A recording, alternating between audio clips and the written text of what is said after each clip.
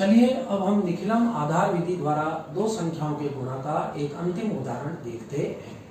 यहाँ हमें 110 और 88 का गुणा करना है। तो पूर्व की भांति एक संख्या को उस दूसरी संख्या के ठीक नीचे लिखेंगे। तो हमने 110 लिखा ऊपर और इसके ठीक नीचे लिखा 88। अब हमें इन दोनों संख्याओं का निकटतम आधार लेना है।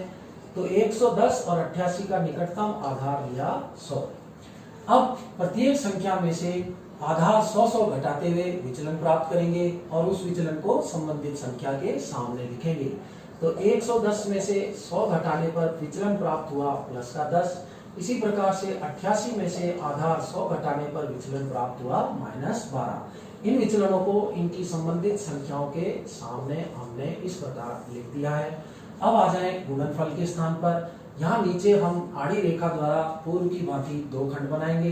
दाएं खंड में हम विचलनों का गुणा लिखेंगे, इसलिए हमने लिखा 10 × -12 और बाईं तरफ हमें एक संख्या और दूसरी का विचलन लेना है।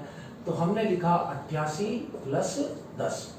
अब इन्हें हल करें तो 10 और -12 का गुणनफल प्राप्त हुआ -120 और 88 और 10 का योग प्राप्त हुआ 98। आप देख रहे हैं उदाहरण 4 की भांति ही यहाँ भी दाईं तरफ ऋणात्मक संख्या है। तो इसे धनात्मक बनाने के लिए हम 98 से 1 की बजाय 2 उधार लेंगे। और आप जानते हैं उधार लिया गया अंक दाईं तरफ पहले आधार से गुणा होता है, उसके बाद ही लिखा जाता है। तो उधार लिया गया अंक है 2, आधार है 100, इनका गुणनफल आया 200।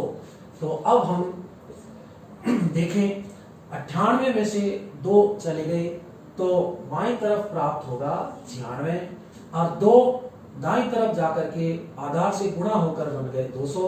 तो दाईं तरफ हमने लिखा 200 और माइनस का 120। इसे आगे हल किया तो बाईं तरफ रहा 96 और 200 में से 120 घटाने पर आया 80।